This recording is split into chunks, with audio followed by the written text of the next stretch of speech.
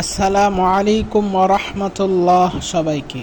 আজকে চলে আসলাম আমাদের এই বড় মুরগির বাচ্চাগুলোর আপডেট নিয়ে। আমাদের গলা ছেলা সুন্দরী মুরগিটাও ওদের বাচ্চাকে ছেড়ে দিয়েছে, তাই আমি ওদেরকে আটকিয়ে রাখছি।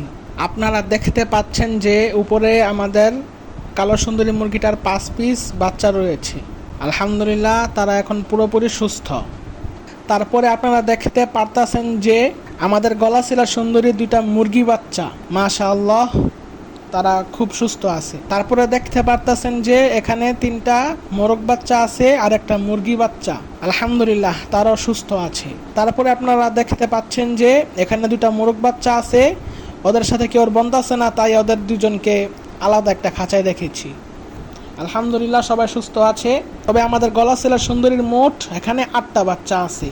তাহলে আপনারা বলতে পারেন যে ভাইয়া তাহলে আরেকটা বাচ্চা কোথায়? এখন দেখাচ্ছি যে আরেকটা বাচ্চা কোথায়। এই দেখেন আরেকটা মুরগির বাচ্চা, ও আজকে সকালে মারা গেছে। আমি আরও চিন্তা করতেছি যে আমি এতদিন ধরে ওদের ভিডিও করতে পারতাছি না, আপনাদেরকে আপডেট দিতে পারতাছি না, এজন্য আজকে ভিডিও করি। এখন আজকে ভিডিও করার উদ্দেশ্যে আসছি, এসে দেখি ও মারা গেছে। অথচ ওকে আমি গত রাতেও ওকে দেখছি, সবাইকে দেখছি যে সবাই সুস্থ। এখন হঠাৎ করে এসে দেখি যে ওই মারা গেছে, মানে বিষয়টা আমার কাছে খুবই খারাপ লাগছে। এখন কি করব আপনারাই বলেন। মুরগি পুরো সুস্থ ছিল, পুরো সুস্থ। আর ওরা এগুলো এখন ওদের বয়স প্রায় অনেক দিন হয়ে গেছে, আমি আপনাদেরকে আপডেট দিই নাই।